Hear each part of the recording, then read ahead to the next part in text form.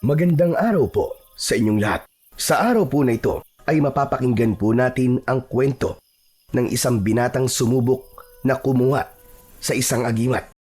Ang 18 taong gulang na si Dolfo ay anak ng isang kapitan.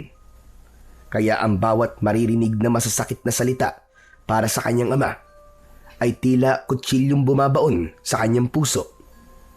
Kaya naman, gagawa siya ng paraan para matulungan ito. Ngunit hindi sinasadyang matutuklasan niya ang lihim na matagal nang itinatago ng kanyang amang si Mang Lucas.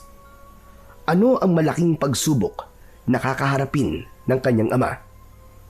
Magagawa kaya niyang pigilan ang pamiminsala ng mga aswang na bangkilan? Ano ang mahalagang papel na gagampanan ng kapreng si Barok? Sama-sama po nating pakinggan ang buhay at pakikipagsapalaran ng binatang matapang na may ngipin ng kapre. Ngunit bago po ang lahat, mga idol, huwag po ninyong kalimutang mag-subscribe at i-hit ang notification bell sa aking YouTube channel na The Voice Addict at Apong Isaak para sa mas marami pang makapigil hiningang kwentong aswang at katatakutan mula sa mundo ng kababalaghan. Umpisahan na po natin ang kwento. Lucas, pagsabihan mo yung anak mo, ha? Namumuro na sa akin yan. Kapag hindi ako nakapagtigpi sa ugali ng anak mo, makikita niyo mag-ama kung paano ako magalit. Hindi naman po ako nagsimula ng gulo, Chong eh. Si Raul naman po talaga nagsimula eh. Sinabi po niyang mahinang klase daw po ang kapitan sa baryong to. Wala daw pong silbi si tatay at dapat daw po kayo naging kapitan at hindi ang tatay ko. Ipinagtanggol ko lang po ang sarili ko dahil pinagtutulungan po nila ako eh. Bakit mo naman pinatulan? Lintik ka. Ang laki-laki ng katawan mo, Dolpo. Konting suntok mo lang baka tumilamsik na ang anak ko. May gamit ka pang liabe sa kamao mo. Bihira. Alak mo talagang patayin ang anak ko si Raul, ano? Aba, baka nakakalimutan mong magpinsang kayo. Hindi pwede sa akin ang katapangan mo dahil sinasabi ko sa'yo, huwag mong sagarin ang pasensya ko. Baka hindi kita matansya. Wala naman pong palaging mali sa inyo kundi ako eh. Kinakampihan niyo po ang anak niyo kahit mali nang ginagawa niya.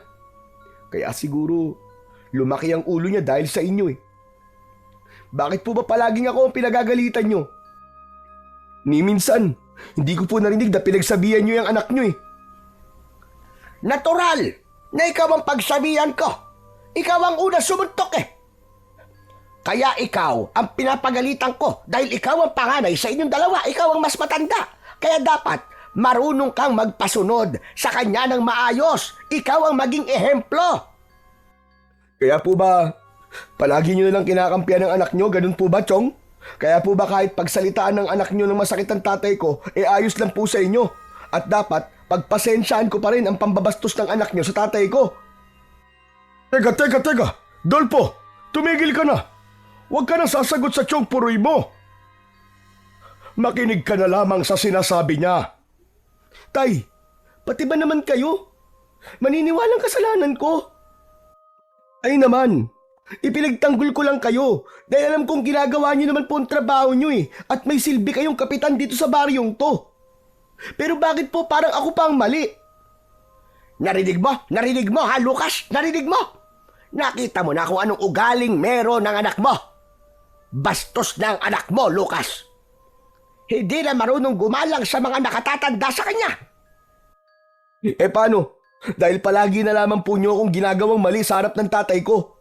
Parang sinasabi niyo pong ayos lang na pagsalitaan ni Raul si tatay ng kung ano-ano. Sa palagay niyo po, sino ang mas bastos sa amin ng anak niyo, Chong? Pati po kayo, hindi na rin kayo marunong rumispeto sa ama ko. Gawain po ba yan ng isang amang nagkasala ang anak? Ang konsintihin ang kanyang maling ginagawa? Hindi po ba kayo ang bastos? Susugod kayo rito para kampihan lang ang anak ninyong barumbado? Isang malakas na suntok ang dumapo sa muka ng may 18 taong gulang na si Dolfo. Nagmula yon sa kamao ng galit na galit niyang ama na si Mang Lucas. Nanginginig ang mga kamay nitong matalim ang tingin sa kanya. Kaya naman, hindi maitago sa boses ni Mang Puroy ang labis na tuwa nang makitang umagos ang dugo sa labi ng binata. Masaya itong nasaktan na naman siya ng kanyang ama, habang ang kanyang amang si Mang Lucas ay tila nabigla sa ginawa at hindi na nakapagsalita. Lumikot ang mga mata nito na hindi makatingin kay Dolfo. Ganyan nga. Ganyan ang tamang pagsisweto sa anak. Nakakahiya bilang isang kapitan na magpatupad ng batas kung ang mismong anak naman ang laging pinagsisimulan ng gulo. Palalampasin ko ang araw na ito. Pero sa susunod, nasasaktan mo ulit ang anak ko si Raul. Ikaw, Dolpo, ang magpapagamot sa pinsan mo. Tandaan mo yan. At ikaw naman, Lucas, ayusin mo ang trabaho mo nang hindi ka hinahanapan ng trabaho ng anak ko. Kung tutusin tama naman ang sinasabi niya. Wala ka naman talaga silbing kapitan. Dapat ako ang nasa katayuan mo para maipakita ko kung paano kung gumanap sa tungkulin. Ang galing naman po ninyong magsalita, Chong. Ang pagiging kapatid nga po ninyo kay tatay hindi nyo magampanan ng maayos Pakikialaman pa po ninyo ang trabaho ni tatay. Baka naman, totoo pong naiinggit lang kayo kay tatay. Dahil siya ang nanalong kapitan. Dapat lang naman talaga. Dahil mabuting kapitan si tatay. Hindi niya itatama ang baluktot na katwiran. Hindi katulad ninyong... Katulad ninyong ano? Sige, sabihin mo, Dolpo, sabihin mo. Gusto mo bang ako na ang bumasag sa mukha mo, ha, Dolpo? Ginagawa po yan. Hindi sinasabi. Hindi po ako natatakot sa inyo, Chong Puroy. Akma na sanang susuntukin ni Mang Puroy si Dolpo nang biglang humarang si Mang Lucas at matapang itong nagsalita habang kaharap ang kapatid. Tama na yan, kuya! Tama na! Ako na lang ang magpaparusa sa anak ko. Sapat na ang isang suntok na ginawa ko kanina para malaman niyang nagkamali siya. Ako na ang bahalang humingi ng dispensa sa mga nangyari kay Raul. At pinapangako ko, kuya, na hindi na mauulit. Tay, hindi ako may kasalanan dito. Kaya huwag po kayong humingi ng pasensya sa kanila, tay. Tumigil ka! Mamaya tayo mag-uusap, Dolpo. O sige, ipapaubaya ko sa iyo ang anak mo, Lucas. Pero sa susunod, na malaman ko pang binugbog ni Dolpo si Raul, abay pasensahan talaga tayo. Kalilimutan kong magkapatid tayo. Pati ikaw, masasaktan ka sa akin, tandaan mo yan. Iniwanan muna ng masamang tingin ni Mang Puroy ang nakatayong si Dolpo bago ito tuluyang umalis sa loob ng kanilang bahay. Nahabol na lamang yun ang tingin ni Mang Lucas bago pabuntong hininga na humarap sa kanya. Bakas ang galit sa namumula nitong pisngi, ngunit hindi siya nagsisisi dahil ipinagtatanggol lamang niya kung ano ang tama. Nakita mo na ang resulta ng katapangan mo, ha, Dolpo? Kaya umiwas ka na lang. Huwag kang palaging sumasali sa gulo. Ilang beses ko ba sinasabi sa'yo yun? Kitang-kita ko po talaga, tay. Kitang-kita ko kung paano kayong naging duwag sa harap ng kapatid nyo. Hindi na nakapagtimpi ng galit si Mang Lucas at muling dumapo sa muka ni Dolfo ang malakas na suntok ng kanyang ama. Bagsak siya sa sahig at naluluwang napatingin sa muka ni Mang Lucas. Dinuro siya nito at kitang-kita niya ang panginginig ng mga daliri nito. Wala ka ng galang sa akin! Bastos ka! Tay, hanggang kailan niyo pa ako sasaktan? Hanggang kailan kayo magiging duwag na ipaglaban ang sarili niyo? Kung kaya niyo pong tiisin ang panlalait nila sa inyo, ako, hindi. Hindi ko po yun matatanggap. Hindi sa lahat ng oras ay paiiralin mo ang tapang mo, Dolpo. Pinagsisisihan kong ibinigay ko sa iyo ang liyabi na yan. Kung alam ko lang nagagamitin mo yan sa katarantaduan, hindi ko na sana ibinigay sa iyo yan. Kahit kailan talaga, wala ka nang ginawang tama. di kunin niyo po. Bawiin niyo na ang liyabing binigay niyo sa akin. Kung katarantaduhan lamang po pala sa inyo ang ginagawa kong pagmamalasakit sa inyo. Sana, hindi na lang kayo naging tatay ko. Alam ni Dolpo na sumobra ang salitang nabitiwan niya para sa kanyang ama. Ngunit ang mga salitang yon ay matagal niya nang gustong sabihin kay Mang Lucas upang magising ito sa katotohanan at hindi maging duwag sa harap ng kapatid nito.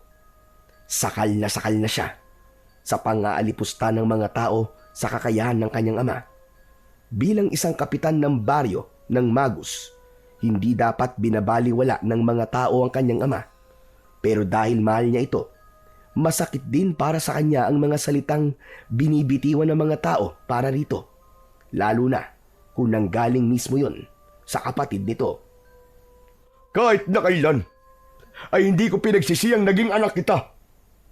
Hindi ko alam na kaya mong ipagpalit ang amang katulad ko sa walang kwentang pride mo. Ano man sa'yo, kung mahina ako o duwag ako, ang mahalaga, maraming buhay ang naisasalba ko at kabilang karon. Ikaw lamang ang inaalala ko, anak, dahil ayoko mapahama ka. Anak kita eh. Pero kung masama sa'yo ang ginagawa ko, pwede ka namang umalis sa pamamahay ko. Bukas ang pinto! Parang may libo-libong kutsilyo ang sumaksak bigla sa dibdib ni Dolfo nang marinig ang sinabing yun ni Mang Lucas. Nangangahulugan yun ng pagpapalayas nito sa kanilang bahay. Kaya naman, wala na siyang nagawa kundi ang umalis sa harapan nito at pumunta sa kagubatan, sa lugar kung saan madalas niyang pagtambayan kapag masama ang kanyang loob. Ni konting salita ay wala na siyang binitiwan para sa kanyang ama dahil ayaw niya nang dagdagan pa ang sakit ng salitang binitiwan niya para rito. Alam niyang nasaktan niya si Man Lucas at kasalanan yon ng mag-amang Raul at Mang Puroy. Tumambay si Dolpo sa ilalim ng puno at doon niya balak magpalipas ng gabi. Pagkalipas ng ilang oras ay napansin ni Dolpo na madilim na ang paligid. Akma na sanang tatayo siya nang mahagip ng kanyang paningin ang isang grupo ng tanod na may dala ng mga sulo. Alam niyang yun ang oras ng pagroronda ng mga tanod ng kanyang ama. Ngunit parang bigla siyang nagtaka kung bakit sa gubat na yon unang nagpunta ang mga ito. Kaya naman, dala ng kanyang kuryosidad, sinundan niya ang mga ito habang nakatanaw sa kanyang ama na namumuno sa paglalakad. Nagpalipat-lipat siya sa mga punong nadadaanan niya. Maya-maya pa ay tumigil ang mga tanod at si Man Lucas sa paglalakad. Sa tapat yon ng isang lumang kubo. Nagpalinga-linga muna sila sa paligid. Mas lalong nagtaka ang binata sa napapansing kakaiba sa mga ginagawa ng tanod ni Man Lucas. Habang kinakabahan siyang nagmamatsyag sa mga ito, ay saglit niyang inihanda ang kanyang liyabe na palaging nasa loob ng kanyang bulsa. Ang liyabe ay isang sandatang isinusuot sa apat na daliri ng kamay na ginagamit sa pagsuntok. Balot ito ng matibay na bakal na kayang bumasag ng buto sa muka o bumasag ng matitigas na bagay, lalo na kapag malakas ang kamao ng gagamit nito.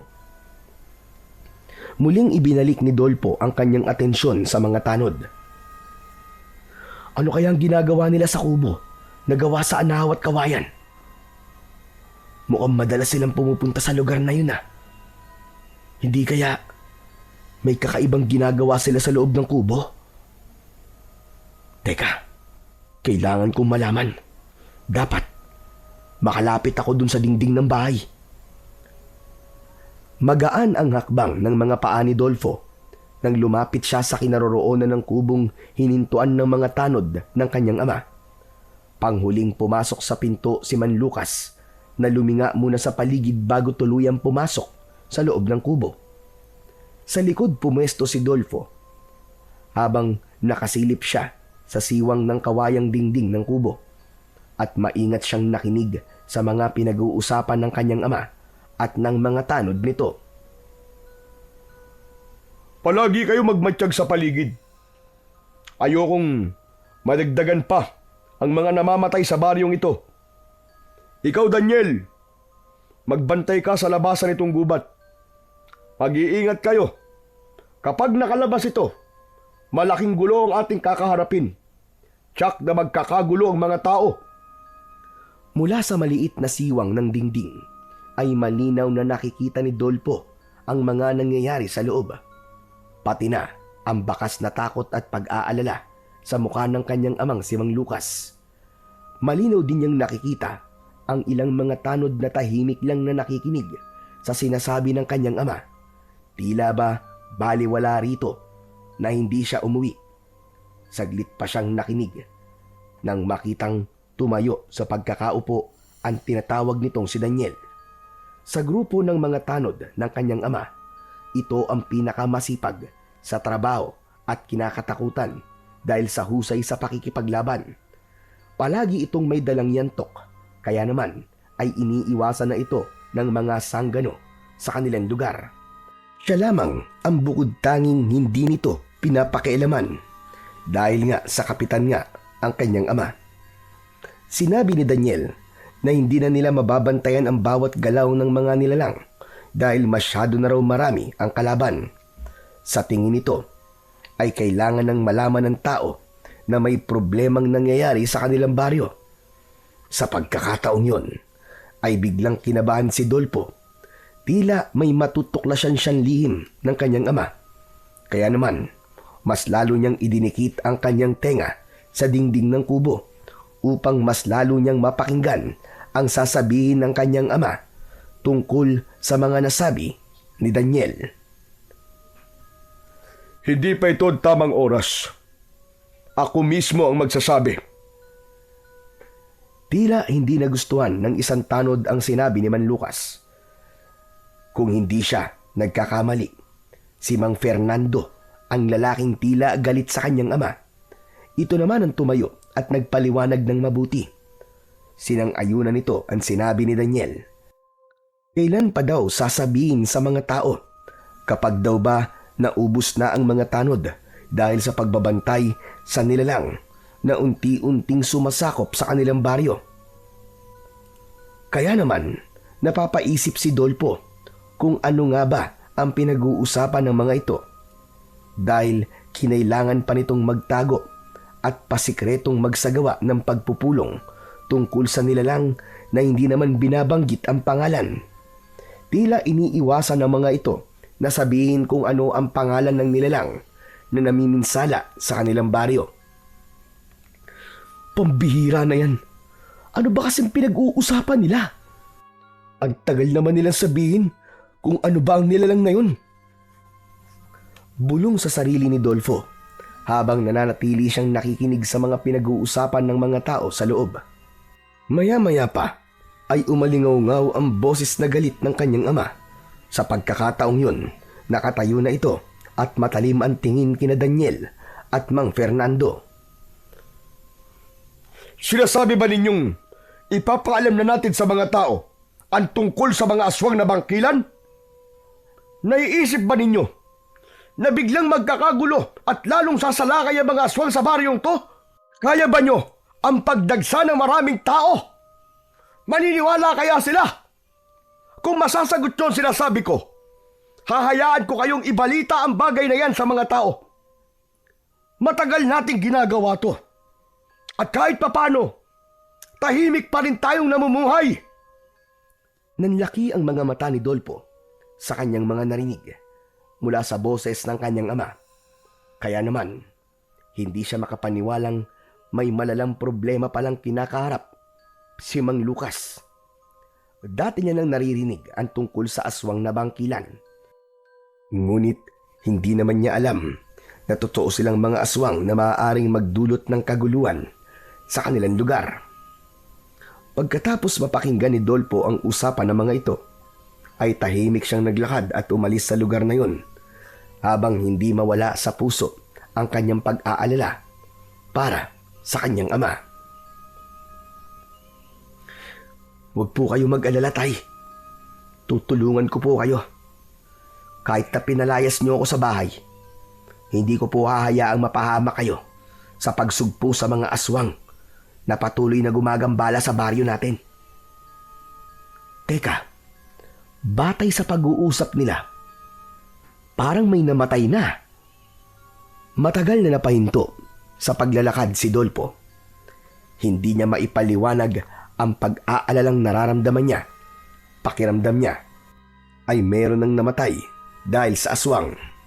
Kitang-kita niya ang galit sa mga mata ng dalawang tanod kanina, kaya malakas ang kutob niyang marami na ang napapahamak. Saglit na nagpahinga si Dolpo sa ilalim ng puno. Dito niya balak magpalipas ng gabi. Pagkalipas ng ilang minuto ay napabalikwas ng bangon si Dolpo dahil sa malakas na pagsigaw ng boses ng isang lalaki. Bumangon si Dolpo mula sa pagkakahiga niya sa ugat ng puno. Inilinga niya ang paningin sa paligid, ngunit wala naman siyang nakikitang nilalang. Muling naulit ang sigaw.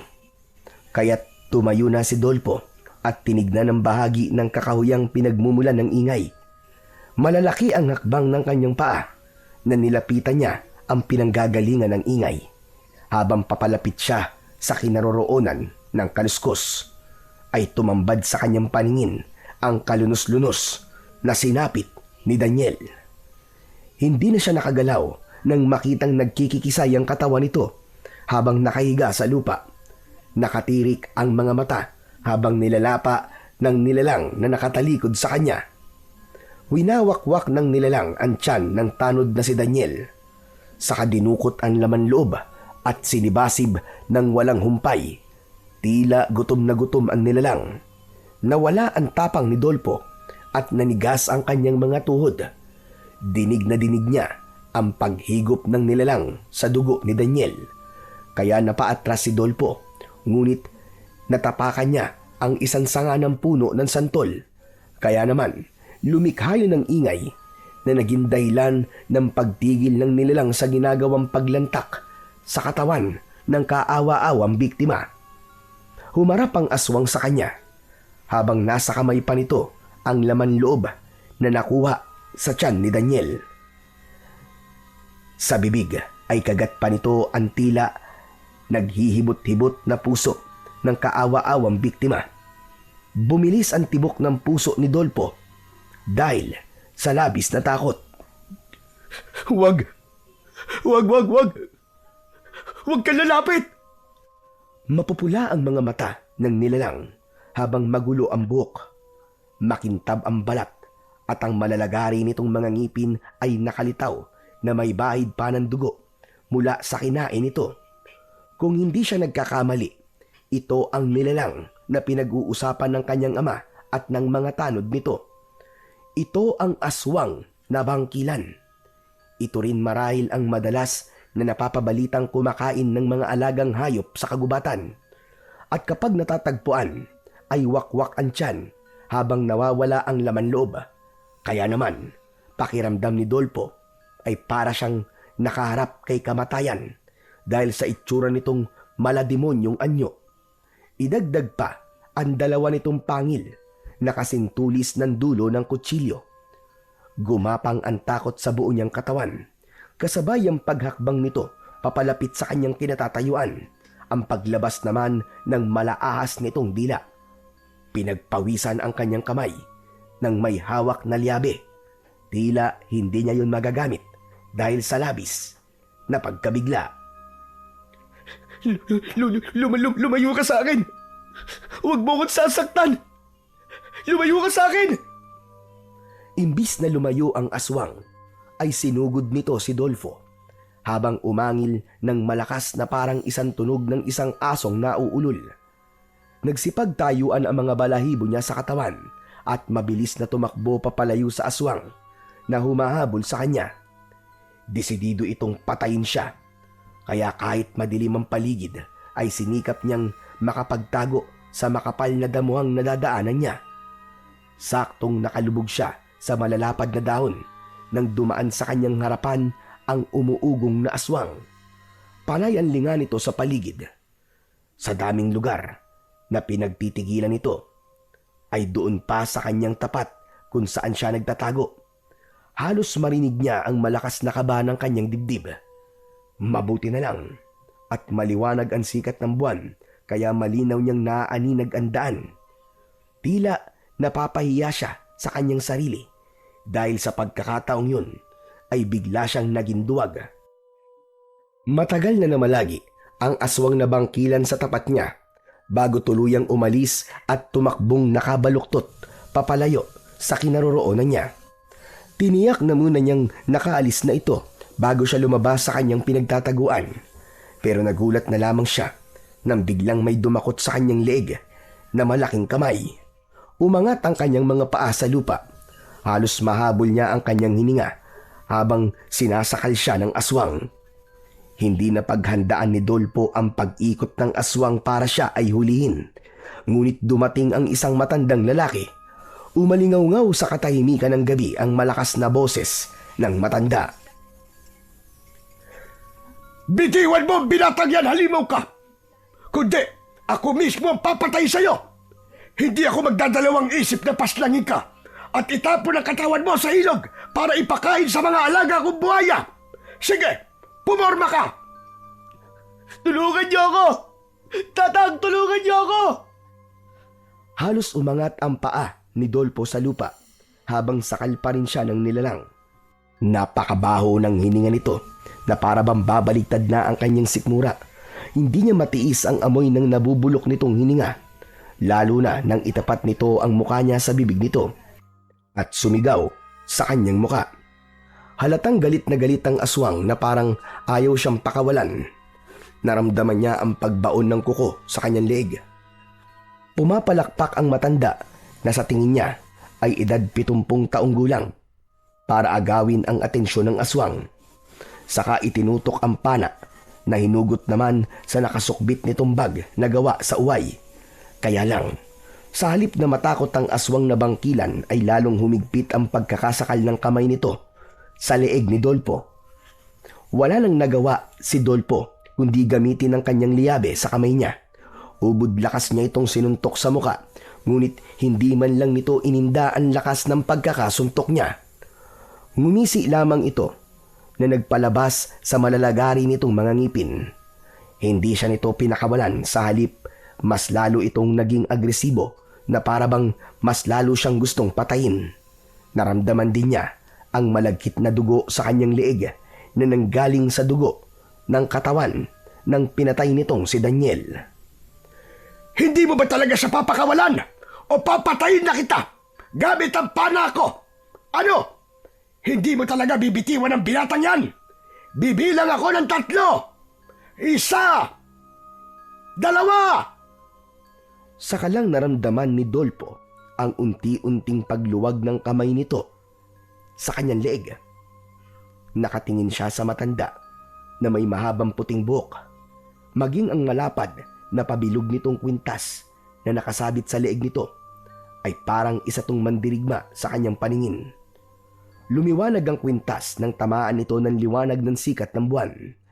Tila may nakita ang aswang na bangkilan at nagpabaluktot ito na parang pinoprotektahan ang dibdib, kahit wala naman siyang nakikitang kwintas o sugat doon. Bakas sa mukha ng aswang ang sakit at pag-aalala habang nararamdaman ang presensya ng matanda.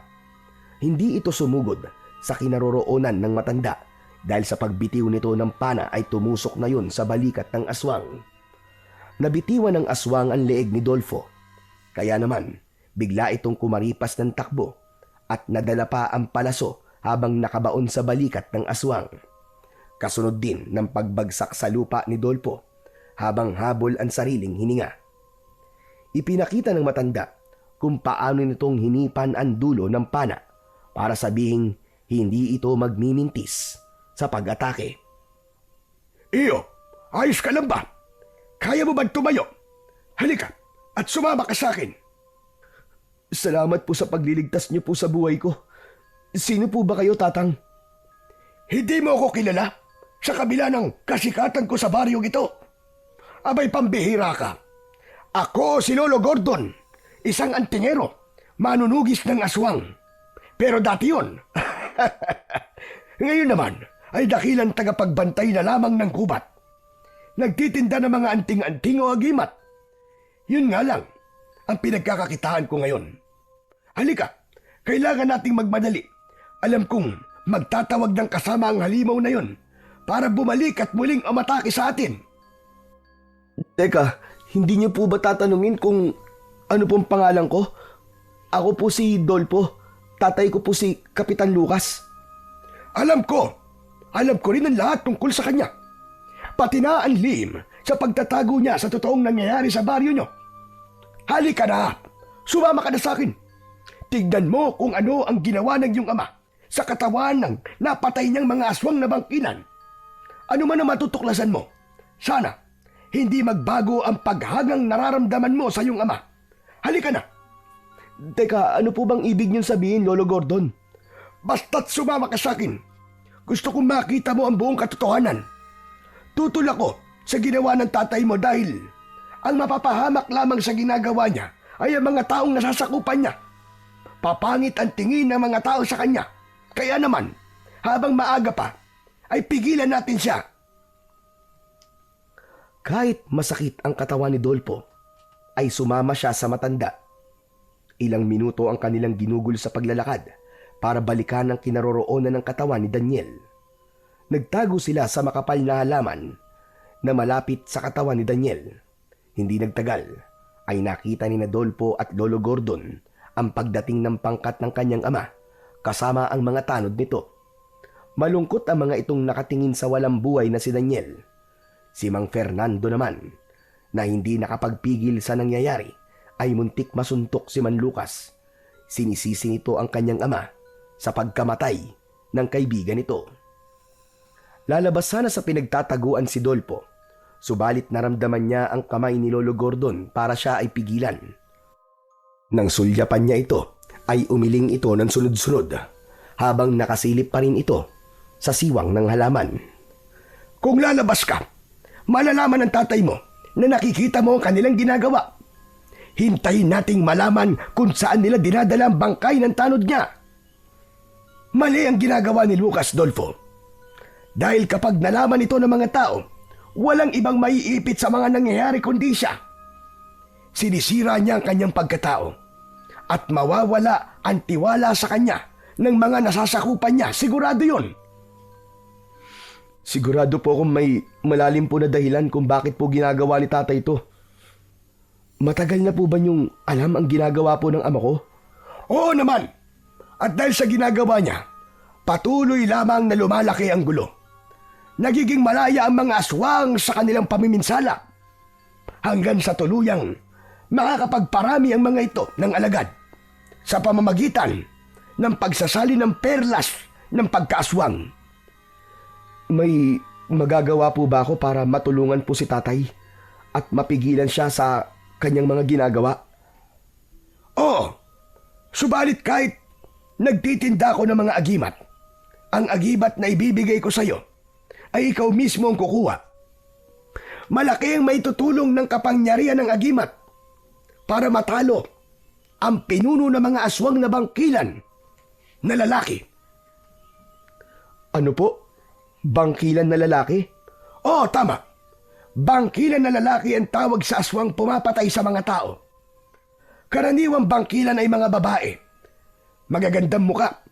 Ngunit sa pagkakataong ito, lalaking may kakayahan lamang na magpalit ng anyo sa gabi ang nilalang na kalaban natin.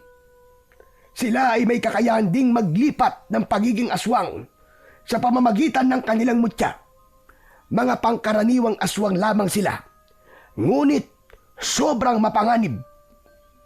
Magsasalita pa sana si Dolpo para tanungin si Lolo Gordon. Ngunit napansin na nilang binuhat ng mga tanod ang katawan ni Daniel. Kaya naman, sumunod sila rito para malaman nila kung saan dadalhin ang katawan ni Daniel. Pagkalipas ng ilang minuto, ay tumigil ang mga ito sa pintuan ng kuweba na may masukal na labas. Malumot ang bato at maraming nakalaylay na damong ligaw. Si Mang Lucas pa ang naghawi ng mga damo bago tuluyang pumasok sa loob. Naghintay ng matagal ang dalawa sa labas ng kuweba, kaya't nagkaroon ng pagkakataon si Dolpo na magtanong sa matanda tungkol sa sinasabi nitong agimat. Lolo Gordon, paano po ako magkakaroon ng agimat na sinasabi niyong tatalo po sa mga aswang na bangkilan? Sa pusod ng kagubatan, may makikita kang pinakamalaking puno ng balete. Ang pinakamatandang puno sa baryo ng Magos. Ito rin ang tirahan ng isang kapre na madalas na nagpapakita sa mga tao kapag may naliligaw sa kanyang teritoryo. Lalong-lalo na sa mga mangangasong gumagambala sa katahimikan ng mga hayop na namumuhay sa gubat. Sila ang mga nilalang na nagbabantay sa kalikasan sa ilalim ng utos ng mga diwatang may dugong maharlikha. Pambihira naman kayo, Lolo Gordon eh. Muntik na po ako maniwala sa inyo tungkol sa agimat eh. Mabuti na lang at binanggit nyo ang kapre at diwata. Nalaman ko tuloy na pinaglolo ko nyo lamang pala ako. Pasensya na po, pero seryoso po ako sa tanong ko, Lolo. Aba, hindi ka ba naniniwalang may kape sa baryong to? Pambira itong batang ire. Kahit bata nga alaman tungkol sa kapre. Saka mo na kusgan kapag nakita mo na ang sinasabi kong pinakamatandang puno sa baryo natin. Bihira kang lalaki ka, oo. Ikaw na nga ang tinutulungan. Ang dami mo pang sinasabi.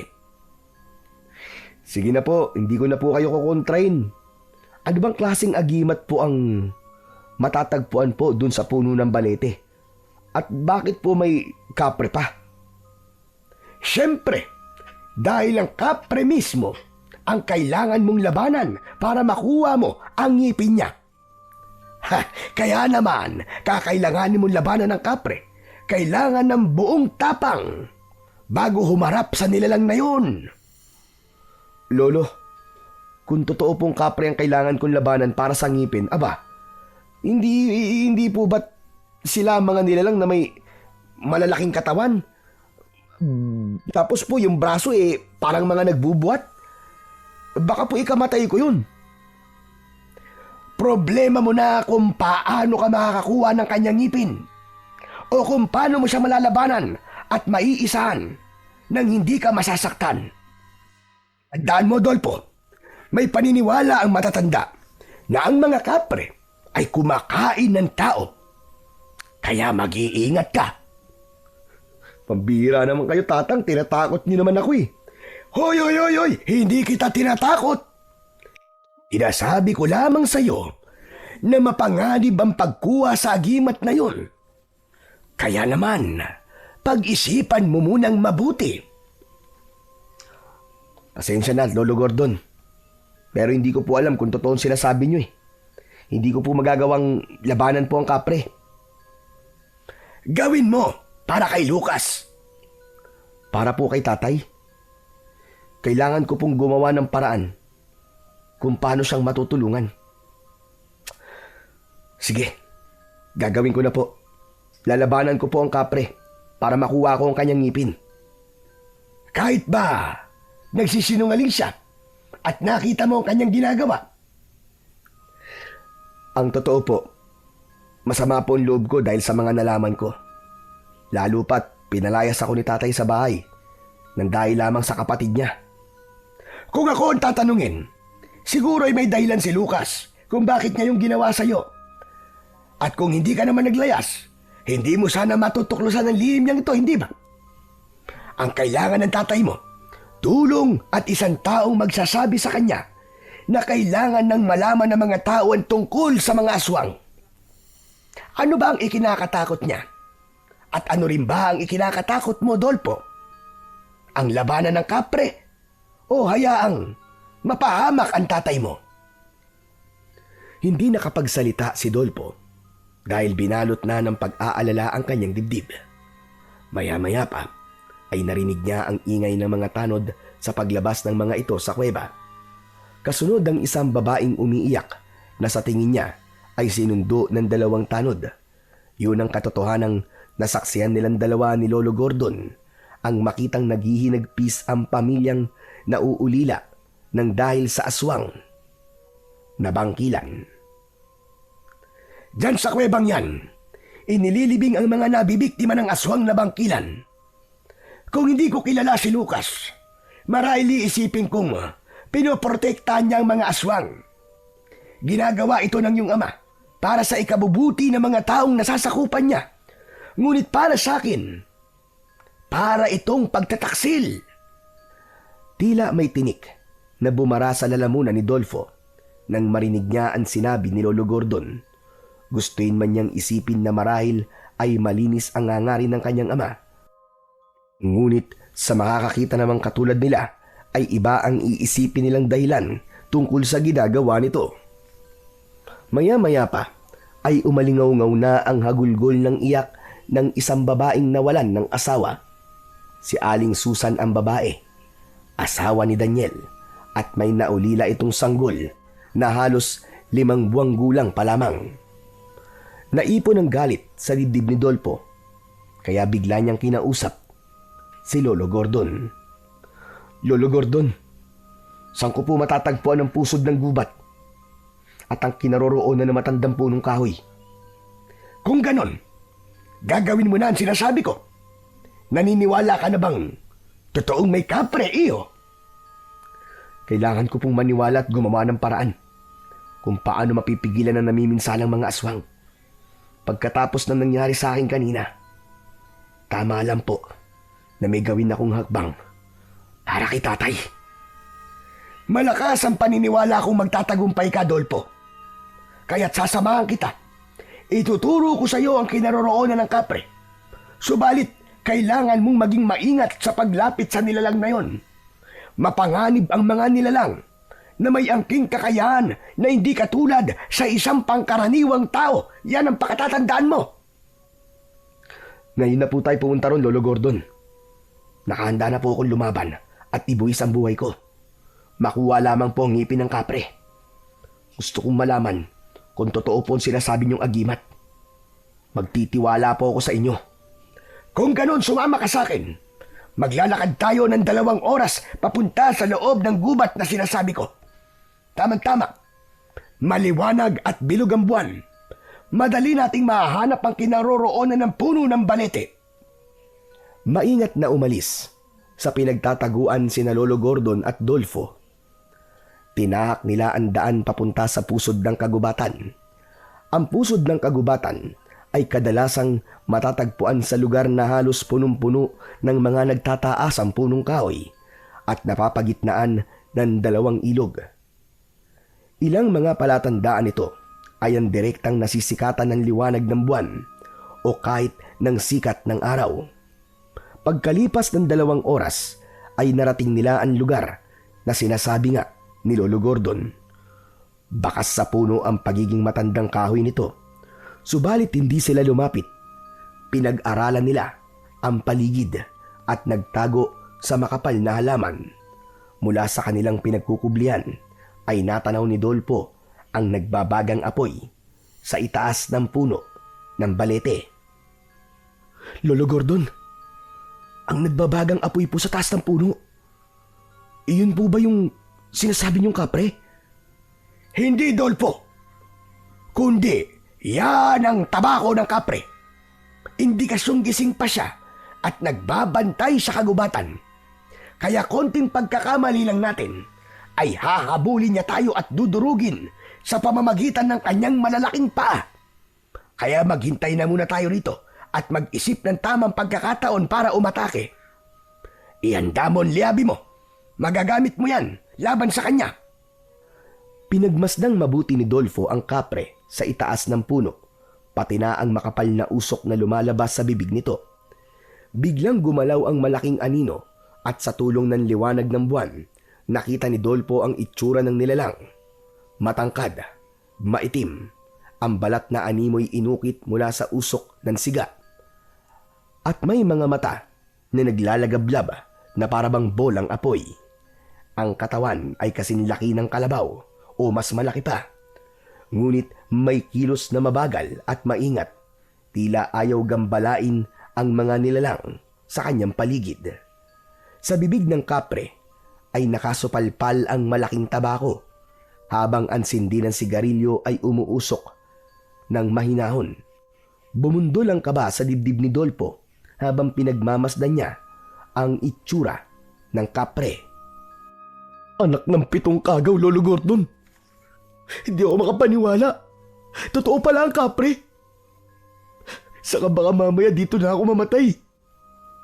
Kaya nga sinasabi kong ang agimat na ngipin ng kapre ay para lamang sa lalaking may matitibay na loob.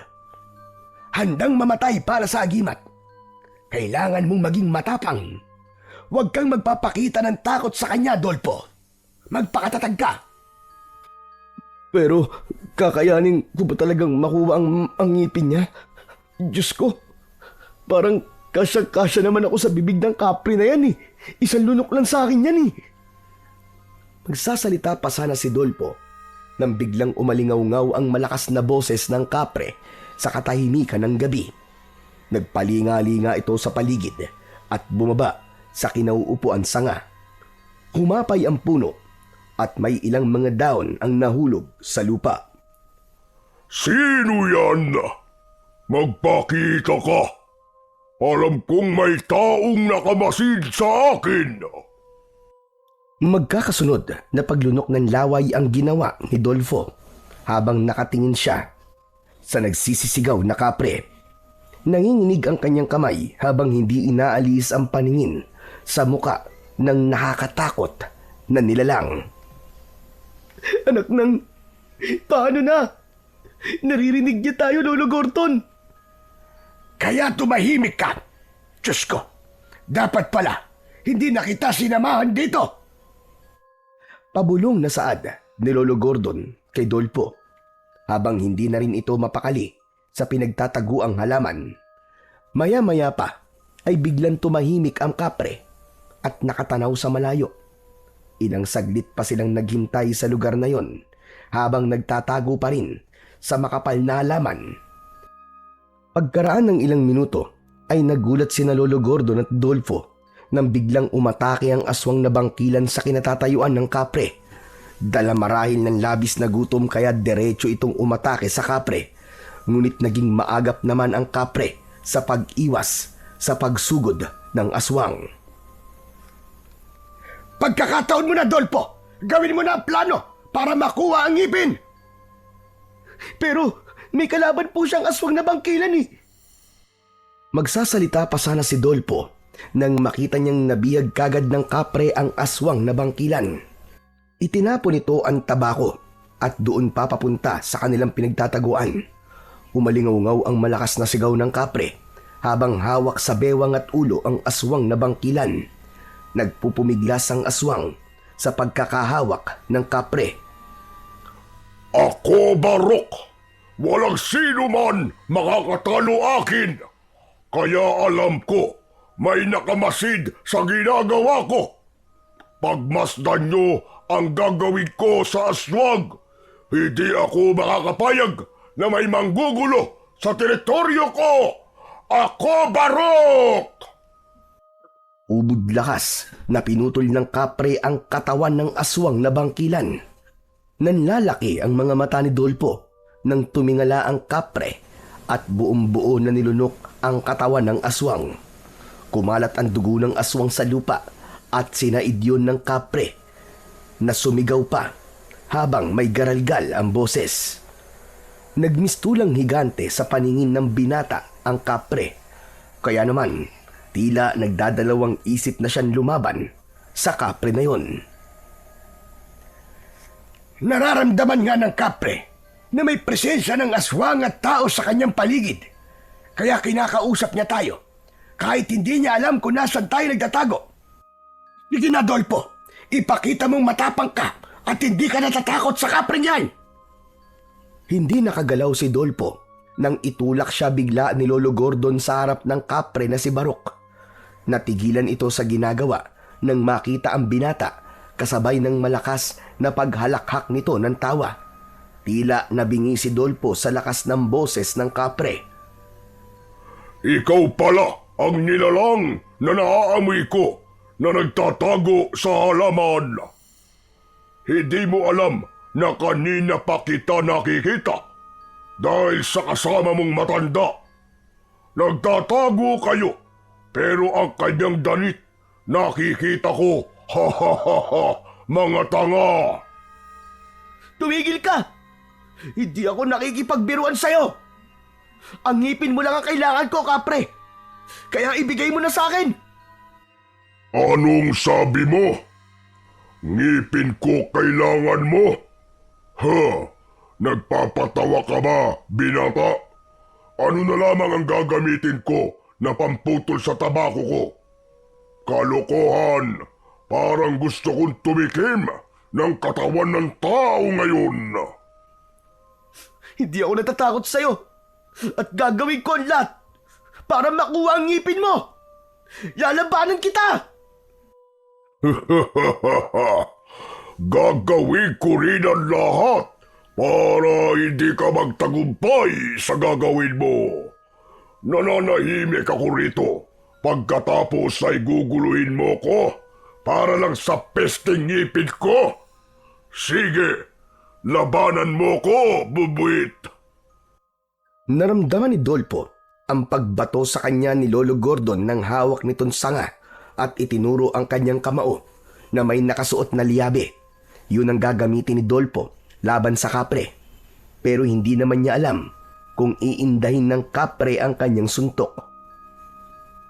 Ano? Natigilan ka bigla, binata. Ilabas mo ang tapang mo. Labanan mo ko.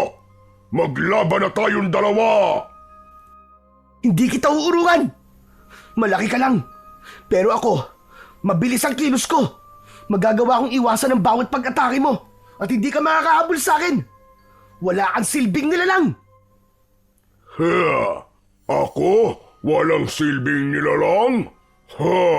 Nakita mo ba ang ginawa ko sa aswang kanina? Oh! Tama ang narinig mo. Talagang wala kang silbing nilalang. Dahil may magagawa ka naman pala para pigilan ang namiminsalang mga aswang na bangkilan dito. Pero wala kang ginagawa para pigilan sila. Dahil nga wala kang silbi. Isa kang malaking duwag. Ang laki mo lang. Pero wala kang pakinabang. Tuluyan ng gumana ang plano ni Dolpo nang makita ang reaksyon sa mukha ng kapre. Sinisira niya ang atensyon nito at ginugulo ang isip ng kapre.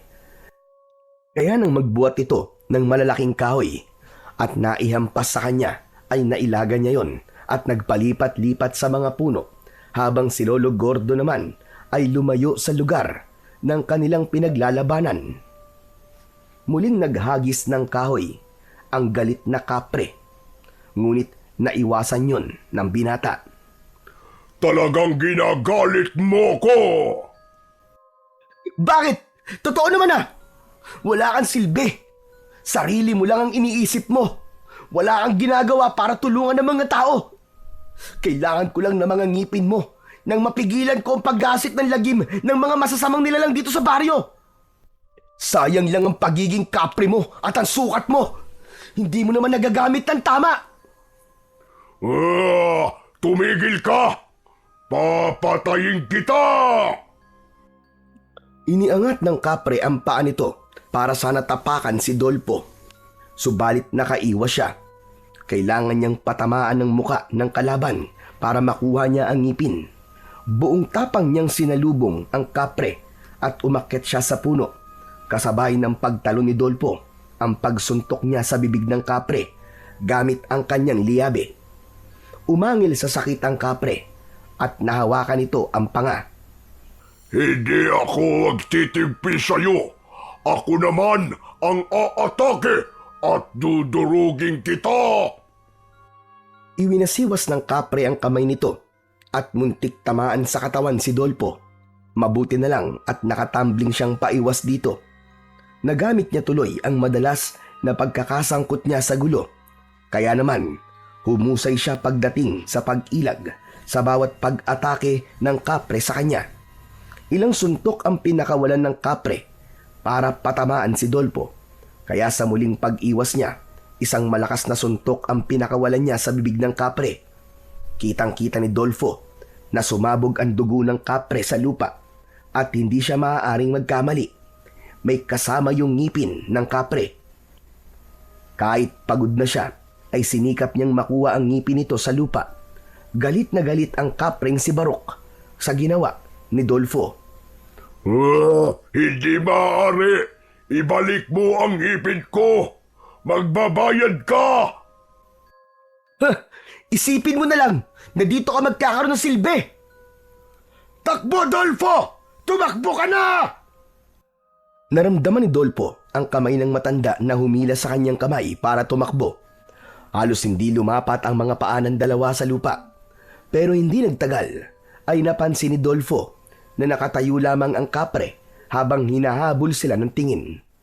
Ni hindi ito umalis sa pagkakatayo at hawak ang bibig na nasaktan. Sandali lang, Lolo Gordon! Hindi na po siya umabol sa atin! Ano? Pero bakit kaya? Tuluyang tumigil sa pagtakbo sina Dolfo at Lolo Gordon. Mula sa kanilang kinatatayuan ay nakita nilang tumalikod na ang kapre at bumalik sa sanga ng puno ng balete. Parang walang nangyaring nahiga ito sa malaking puno at natulog. Nagkatinginan silang dalawa ng matanda. Nakuha mo ba ang ngipin ng kapre, Dolfo? Binuksan ni Dolfo ang kanyang palad at tumambad sa kanilang paningin ang malaking ngipin ng kapre. May nakadikit pandugo at lupa sa kanyang kamay. Bumakas ang tuwa sa mga mata ni Lolo Gordon. Magaling! Nagtagumpay ka, Dolfo! Binabati kita! Pero kung hindi po dahil sa inyo, wala po akong makukuhang agimat. Salamat po talaga at pinilit niyo akong maniwala sa inyo. Kaya tamang sumubok muna bago umusga. Simula ngayon ay ikaw na magtataglay ng kapangyarihang kasing lakas ng kapre. Kailangan mo lang gawing kwintas yan upang palagi mong madadala. Halika, sumama ka na muna sa akin sa bahay ko. Naku, pasensya na po, Lolo Gordon. May kailangan pa po kasi akong gawin eh. Kaya ko naman po itong gawing kwintas. Ihatid ko na lamang po kayo sa bahay nyo. Nako, wag na, Adolfo. Sige na, gawin mo na muna ang naiisip mong gagawin. Alam kong mahalaga yan. Teka, talaga po bang hindi nyo na kailangan po na ihatid kayo? Oo naman, nakalimutan mo na bang may pana akong dala at kaya kong ipagtanggol ang sarili ko?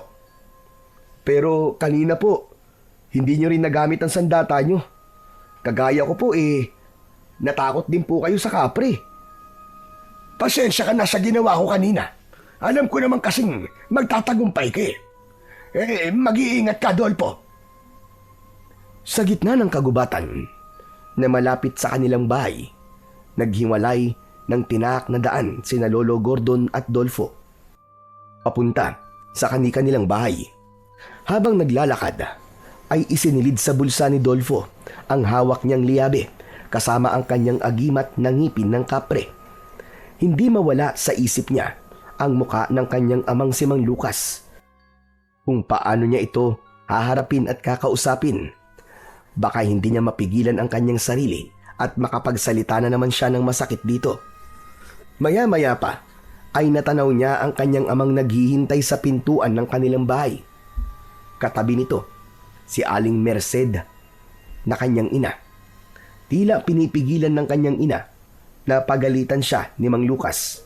Ngunit hindi pa rin ito nakapagpigil at bago pa man tuluyang makapasok ng bahay ay nasuntok na naman siya ng kanyang ama sa kanyang muka.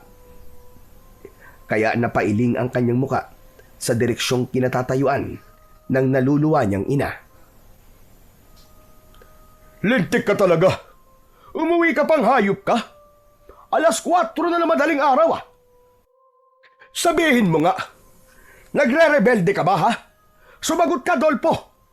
Kinakausap kita. Sa halip na sumagot, ay diretsyong pumasok sa loob ng bahay si Dolfo. Kaya naman, mas lalong namula sa galit ang kanyang ama.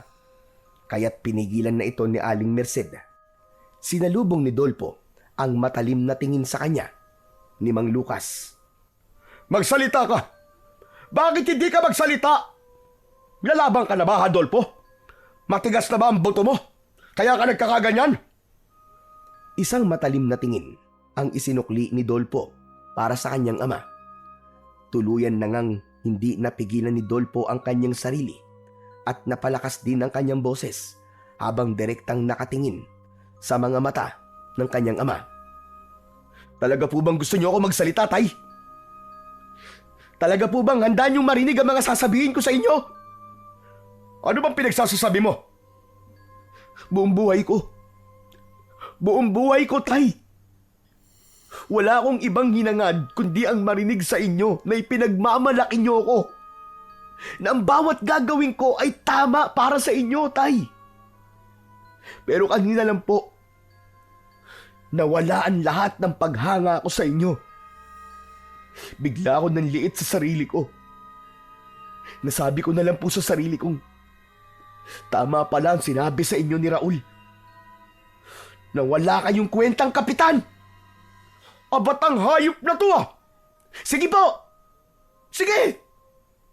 Isuntok niyo ulit sa mukha ko ang kamao niyo. Hindi po ba't diyan naman kayo magaling eh? Ang suntukin ako, ang pagbuhatan ako ng kamay, ang saktan ako ng paulit-ulit. Tama na, Tay. Tama na. Hindi niyo dapat ginagamit ang tapang niyo sa akin. Gamitin niyo ang tapang niyo sa pagharap niyo ng problema. Huwag kayong magtago. Harapin niyo ang problema, Tay. Ano bang ibig mo sabihin, Adolfo? Ano bang ibig mo sabihin sa nawala ang paghanga mo sa akin? Sabihin mo nga! Wala akong kailangan sabihin sa inyo, Tay. Dahil alam niyo sa sarili niyo kung anong ibig ko sabihin. Ibinaba ni Mang Lucas ang nakakuyom nitong kamao na tangkasa ng isusuntok sa kanyang muka.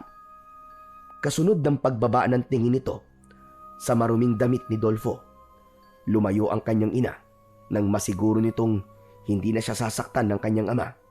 Tila ba naintindihan ni Mang Lucas kung ano ang ibig niyang sabihin. Kaya't umalis ito sa kanyang harapan at lumabas ng bahay. Kaya naman, nagkaroon ng pagkakataon ng kanyang ina para punasan ng dugo sa labi ni Dolpo. Sinabi nitong pagpasensya niya ang ugali ng kanyang ama. Ngunit madalas namang ginagawa ni Man Lucas ang pananakit nito sa kanya, lalo na kapag tungkol sa kapatid nito ang pinag-uusapan. Hindi ko po habang buhay na magpapasensyaan si Tatay, Nay. Papasok na po ako sa loob ng kwarto ko, Nay. Si Tatay na lamang po ang asikasuhin niyo. Tumango ng malungkot si Aling Merced bilang tugon sa pakiusap ni Dolpo. Masakit din naman para kay Dolpo ang mapagsalitaan niya nang masakit ang kanyang ama. Kaya't mabigat ang hakbang nang pumasok siya sa kanyang silid. Nagpalit muna siya ng damit bago kinuha ang ngipin ng kapre sa kanyang bulsa at sinimulang gawing kwintas gamit ang tali na nakatabi sa lumang aparador niya. Nang matapos si Dolpo sa kanyang ginagawa, ay saka lamang siya nahiga sa kanyang katre. Dala ng matinding pagod at pananakit ng kanyang katawan, hindi niya na namalayan kung paano siyang nakatulog. Kinabukasan ay maagang nagising si Dolfo. Hindi na niya naabutan si Mang Lucas dahil maaga itong pumasok sa barangay. Nalaman na lamang niya sa kanyang ina na doon nagpalipas ng gabi ang kanyang ama. Buong araw siyang hindi lumabas ng bahay dahil pinaghahandaan niya na ang pinaplanong gagawin niya mamayang gabi. Sisimulan niya na ang pagroronda ng gabing siya lang mag-isa. Saktong hindi rin umuwi ang kanyang ama dahil masama pa rin ang loob nito sa kanyang ginawa. Dinalhan lang ito ng kanyang ina ng pagkain, kaya naman malaya niyang maisa sa katuparan ang kanyang mga binabalak. Inihanda niya ang kanyang liyabe, saka nagmamadaling pumunta sa kagubatan. Mabuti na lang at maliwanag ang sikat ng buwan. Malinaw niyang naaaninaw ang daan. Bumalik si Dolpo sa lugar kung saan napatay si Daniel. Doon siya nagtago, umakyat sa puno upang makita niya ng maayos ang buong kagubatan. Hindi nagtagal ay natanaw niya ang mga nagrorondang tanod ng kanyang ama. Bumalik ang mga ito sa pinagbagsakan lupa ni Daniel. Sa tapat mismo ng punong inakyat ni Dolpo ay narinig niyang nagsalita ang kanyang amang si Man Lucas. Fernando, sa palagay ko, alam na ng anak ko ang nangyari kagabi. Kitang-kita ko na may alam siya tungkol sa aswang na bangkilan. Sumagot si Mang Fernando, kasabay ng paglinga nito sa paligid. Sinabi nito na hindi na nila maitatago ang katotohanan sa mga tao, lalo na sa mga pamilya ng mga tanod na naulila ng dahil sa kanilang ginagawa. Hindi na pumapayag ang pamilya na hindi mabibigyan ng maayos na libing ang kanilang mga kaanak. Parang nararamdaman ni Dolpo ang kirot sa puso nang marinig ang sinabing yun ni Mang Fernando. Kung nakita ni Dolpo ang ginagawa natin, natitiyak kong iniisip niyang masama akong ama. Nang magtalo kami, alam ko may gusto siyang sabihin sa akin. Nararamdaman kong hindi na kami magkakaayos ng anak ko. Ipinaliwanag ni Mang Fernando na ganun daw talaga ang mga anak. Kapag hindi nasusunod ang gusto, sumasama ang loob at hindi na nakikinig sa magulang. Magsasalita pa sana si Lucas nang bigla silang makarinig ng malalakas na paghuni ng mga hayop sa paligid. Tila may nilalang na nagbabantang umatake. Bumundol ang kaba sa dibdib ni Dolfo. Nag-aalala siya sa kaligtasan ng kanyang ama.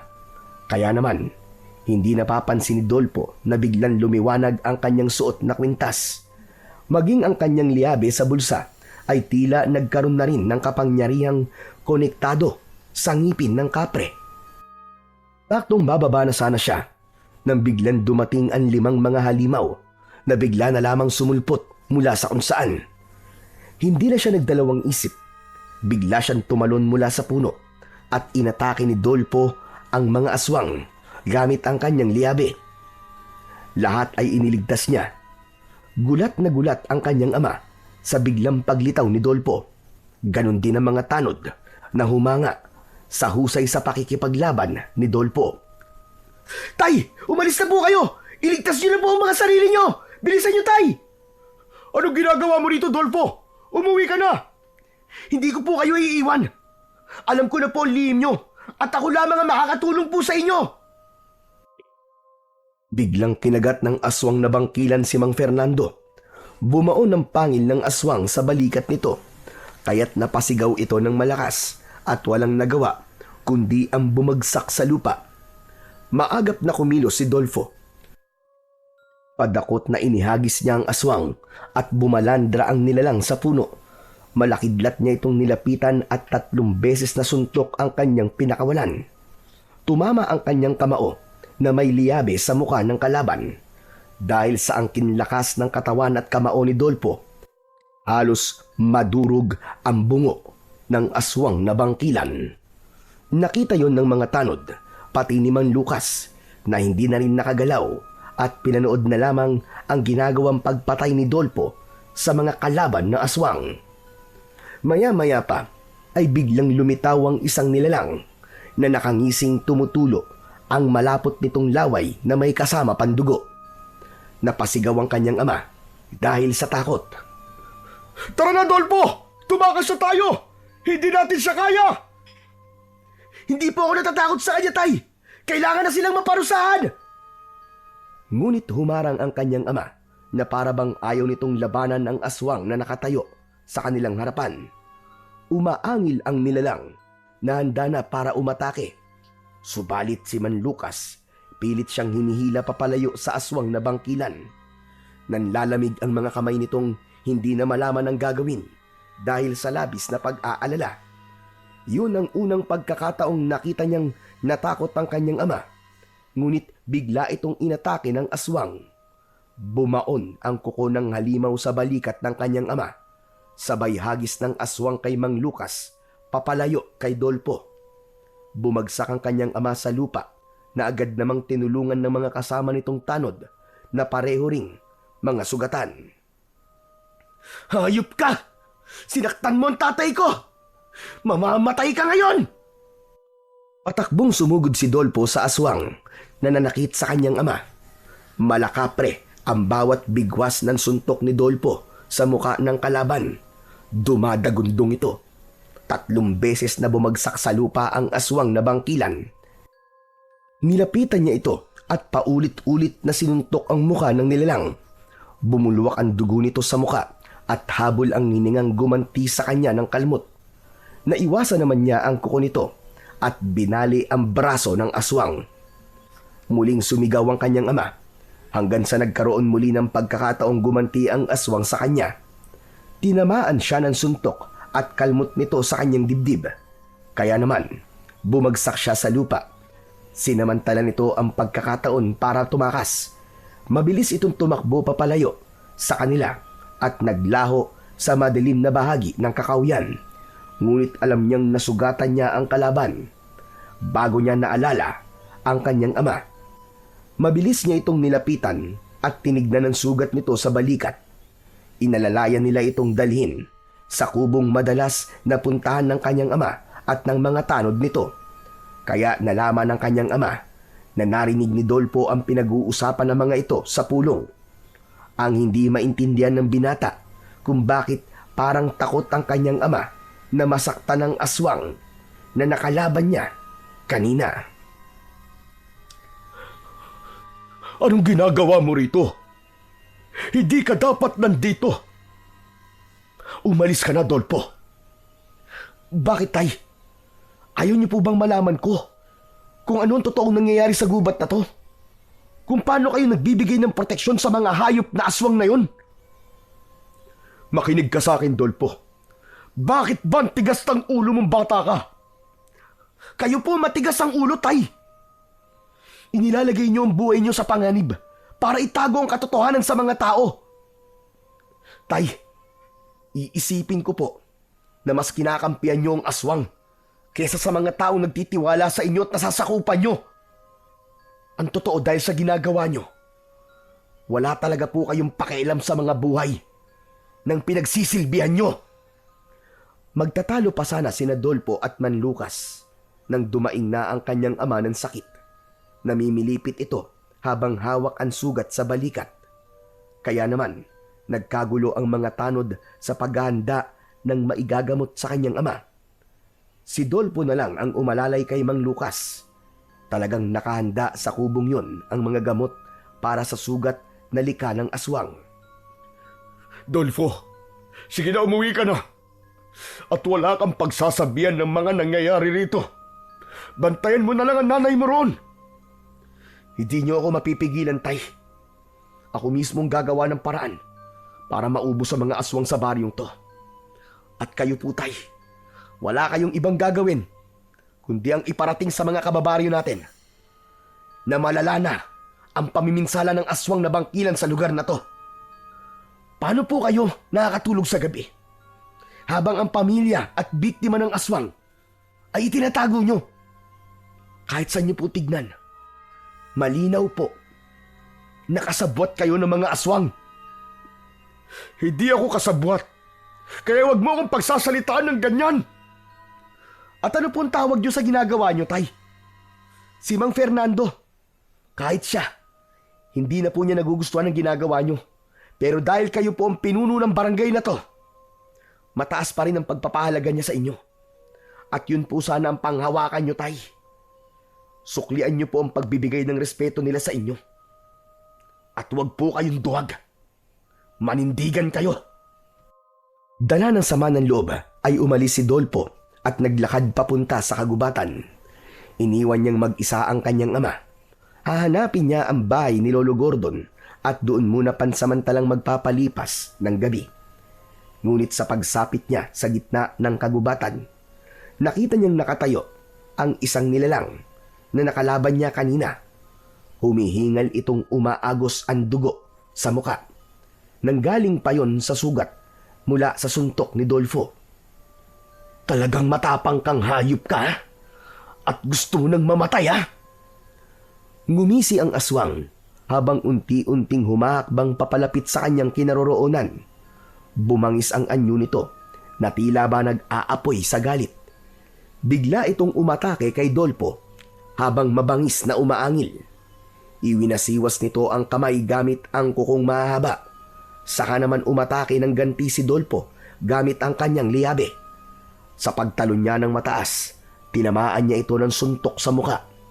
Kitang-kita ng aswang ang malakas na liwanag sa kamao ni Dolfo. Kaya sa takot ay napaatras ito at tangkasa ng tatakas. Ngunit maagap na nakatalon ng mataas si Dolfo. Naharangan niya ang tumatakas na halimaw at magkakasunod na pagbayo ng kanyang kamao ang ginawa niya sa dibdib nito, pati na sa muka at sa tiyan ng halimaw. Bumagsak ito sa lupa habang nangihina, umaangil dahil sa labis na sakit. Hayop ka! Marami na kayong pinatay! Hindi araw-araw ay piyesta para sa inyo. Dahil ako na ang puputol sa mga sungay nyo! Mga demonyo kayo! Iniangat ni Dolfo ang kanyang braso sa ere at buong lakas niyang isinuntok ang kanyang kamao na may liabe, padiin sa muka ng kalaban.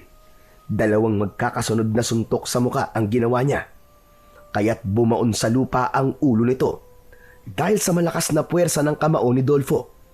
Kasunod ng pagkikisay ng katawan ng aswang na bangkilan hanggang sa malusaw ito ng liwanag na nanggagaling sa kanyang kamao. Nang mawala sa kanyang paningin ang nilalang, sa kanya ipinagpatuloy ang kanyang paglalakad papunta sa kanilang bahay. Hindi na niya itinuloy ang pagpunta sa bahay ni Lolo Gordon. Hindi niya maipaliwanag ang lungkot nang mapatay niya ang aswang na tila ba may ibig sabihin ang pag-angil nito, lalo na ang paghawak ng aswang sa kanyang braso. Tila ba may isang tao siyang naalala. Pagkalipas ng ilang minutong paglalakad, ay narating niya ang kanilang bahay habang hawak ang palawit ng kwintas at ang liabe sa kanyang kamao. Pagpasok niya sa kanyang silid, ay nagpalit siya ng kanyang damit. Dumiretso siya ng higa sa kanyang katre. Itinabi niya sa ilalim ng unan ang kanyang liabe at kwintas. Saka nahulog sa malalim na pag-iisip habang nakatingin sa bubong ng kanyang kwarto. Inabukasan ay nagulantang si Dolfo sa kanyang pagkakahiga nang biglang pumasok sa kanyang kwarto ang galit na si Mang Puroy. Kinuwelyuan siya nito sa damit habang paulit-ulit siyang pinagsusuntok sa muka. Wala itong pakialam kahit saan tamaan si Dolfo. Maging ang kanyang inang umaawat dito ay itinulak ng galit na si Mang Puroy. Hayop ka! Papatayin kitang animal ka! Papatayin kita! Sandali po! Bitiwan niyo po ang damit ko! Ano bang problema niyo sa akin? Problema? Ito ang magiging problema mo, lintik ka! Paulit-ulit na sinuntok si Dolfo ni Mang Puroy. Bawat pagbagsak niya sa sahig na kawayan ay nilalapitan siya nito at panayan suntok sa iba't ibang parte ng kanyang katawan. Kaya hindi siya nakakagalaw, ni hindi siya makaganti. Nagulat siya sa biglang pagwawala ng kanyang tiyuwin. Wala siyang natatandaan na may ginawa siyang masama para saktan at bugbugin siya nito. Maya-maya pa ay biglang dumating ang kanyang amang si Man Lucas. Pinigilan nito ang nagwawalang kapatid. Kuya, ano ba yan? Kuya, tama na! Huwag mong saktan ang anak ko! Tama na! Sa halip na makinig, ay ito naman ang binalingan at binugbog ng kanyang tiyuwin. Dinuro nito ang muka ni Mang Lucas, kaya kahit nangihina ay bumangon si Dolfo. Sinugod niya si Mang Puroy at paulit-ulit niya rin sinuntok ang muka nito. Ayos lang! Nabugbugin mo ako! Kahit hindi naman ikaw ang nagpapakain sa akin. Pero ang sakta ng tatay ko sa harap ko. Kahit nakapatid ka pa ni tatay, hindi ako magtitimpi para palampasin to, tandaan mo yan! Gumanti ng suntok si Mang Puroy sa nakatayong si Dolfo at sa muling pagbagsak ng binata sa sahig ay isinunod nito ang nakatayo ring si Mang Lucas. Bumagsak sa sahig si Mang Lucas at lumapit si Mang Puroy sa kanila na parang nagbabanta ang mga tingin. Hindi alam ni Dolfo kung saan hinuhugot ng kanyang tiyuwin ang galit nito. Nanginginig ang labi nito na kulang na lang ay kainin sila ng buhay ng kanyang tiyo Puroy. ito ang tatandaan yung mag-ama. Humanda kayo dahil papatayin ko kayo. Papatayin ko kayo! Bakit ba nagkakaganyan ka, Hapuroy? Anong kasalanan namin sa'yo? Wala kang karapatang magtanong, Lucas. Basta't papatayin ko ang anak mo. Tandaan mo yan! Yun lang ang sinabi ni Mang Puroy at lumabas na kagad ito ng silid ni Dolfo. Saka lang naalala ng binata ang kanyang ina. Nawalan ito ng malay sa lakas ng pagkakauntog nito sa dingding. Mabuti na lamang at nagising din ito nang alalayan ito ni Man Lucas. Inihiga na muna ng kanyang ama si Aling Merced bago nagsalita si Man Lucas. Baka sa mukha nito ang matinding takot. Anak, sige na. Mag-impake ka na ng gamit mo. Aalis tayo. Napakunot ang noo ni Dolfo. Hindi siya makapaniwala sa sinabi ng kanyang ama. Ano, tay? Saan naman po tayo pupunta? Huwag ka ng maraming tanong. Kaya ka nasasaktan eh. Dahil ganyan ka. Bakit hindi po ako magtatanong? Ganyan ang reaksyon nyo. Hindi ko kayo maintindihan, tay. Kung bakit kayo nagkakaganyan. Ano bang meron po sa kapatid nyong yun? At ganyan na lamang ang takot nyo sa kanya. Anak, nakikiusap ako sa'yo. Ako ang nakikiusap sa inyo, tay. Dahil hindi ko po naiintindihan ang sinasabi nyo. Hindi po ako natatakot sa banta ni Tio. Hindi mo naiintindihan, anak eh. Huwag po kayong ganyan, tay. Kayo ang kapitan ng baryong ito. At huwag kayong magpapakita ng takot sa kanya. Mamayang umaga, ipapaalam ko sa lahat na may aswang na bangkilan sa baryo. Anak, sabihin mo, may ginawa ka ba kagabi? May napatay ka bang aswang kagabi, anak? Bakit po, tay? Kung sabihin ko po bang meron, pagagalitan niyo na naman po ba ako? Hindi na nakasagot si Man Lucas. Agad itong napasalampak ng upo sa sahig habang nanginginig ang mga kamay. Hindi ito makatingin sa kanya at malilikot ang mga mata na tila nahihirapang mag-isip. Bumundol ang kaba sa dibdib ni Dolfo. Biglang tumayo ang kanyang ama at hinawakan ng kanyang kamay. Nanlalamig ang mga kamay ni Man Lucas at hinila silang dalawa ng kanyang ina papunta sa kagubatan. Tay, sandali, ano ba? Bitiwan niyo nga po ang kamay ko. Hindi ako sasama sa inyo. Babalik po ako sa bahay. Iwinasiwas ni Dolfo ang kanyang kamay at tumakbo papalayo sa kinatatayuan ng kanyang mga magulang. Si Mang Lucas ay nahabol na lamang ng tanawang anak. Si Aling Merced naman ay nagtataka sa nangyayari sa paligid nito. Kahit naririnig ni Dolfo ang sigaw ng pagtawag sa pangalan niya ng kanyang ama, ay patuloy siya sa pagtakbo, pabalik sa kanilang kubo. Dumiretso siya sa kanyang kwarto at kinuha niya ang kanyang liabe, maging ang kanyang agimat sa ilalim ng kanyang unan. Hinintay niyang bumalik ang kanyang ama at ina. Galit na galit itong pinagsabihan siya. Subalit, wala nang makakapigil sa kanya. Pagsapit ng gabi, narinig ni Dolfo ang ingay sa labas ng kanilang bahay.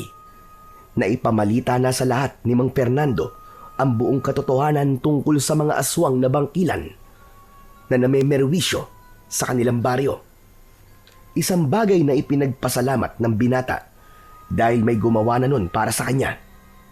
Sinugod ng mga tao ang kanyang ama habang dala ang mga sulo ng kawayan. Matapang itong hinarap ng kanyang ama at inamin na totoo ang tungkol sa aswang. Lalong nagkagulo ang mga tao na nagpalinga-linga sa paligid. Bakas sa mukha ng mga ito ang takot at pag-aalala. Ngunit natigilan silang lahat sa biglang pagdating ng 100 nilalang na kanina lamang ay pinag-uusapan pa nila. Nakatayo ang mga ito sa kanilang harapan, isang mahabang linya na tila mga hayok sa laman ng tao. Ngayon, ay alam na ninyo ang tungkol sa lahi namin. Kailangan na namin kayong patahimikin. Magsitago kayo! Iligtas niyo ang mga sarili niyo, dali!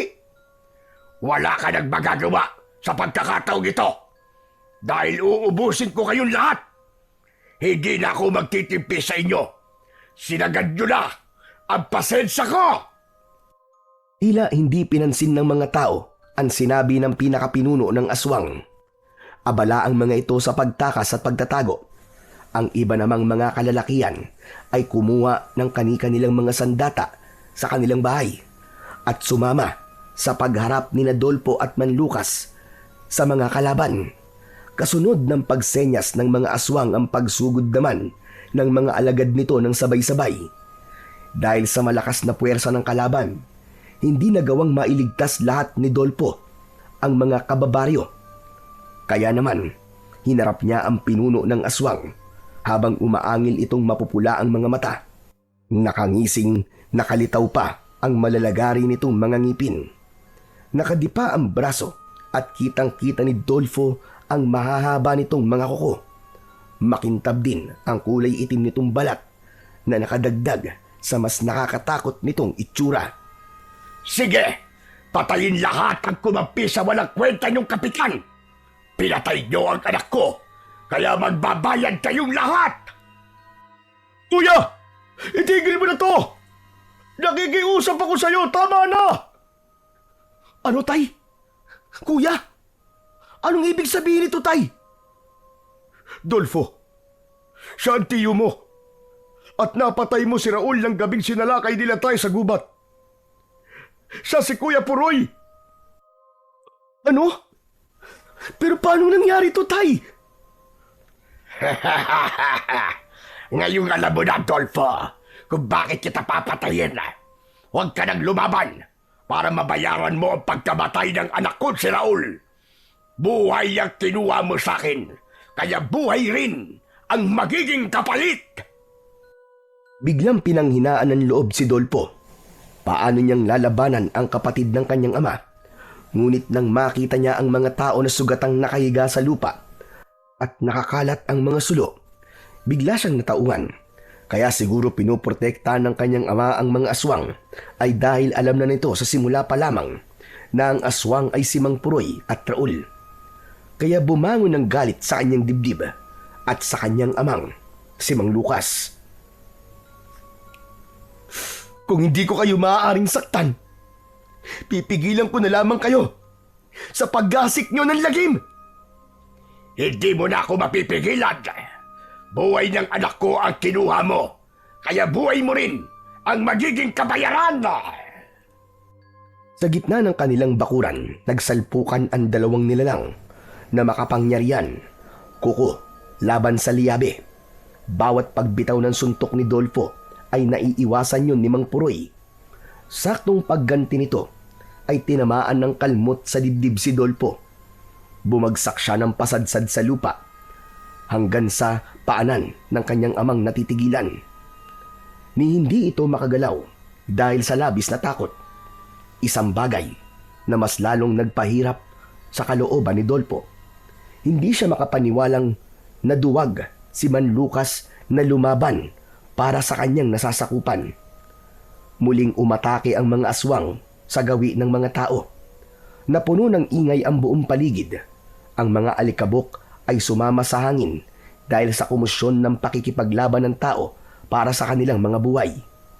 Bumagsak ang mga tao sa lupa habang sugatan at napapalibutan ng mga alagad ni Mang Puroy.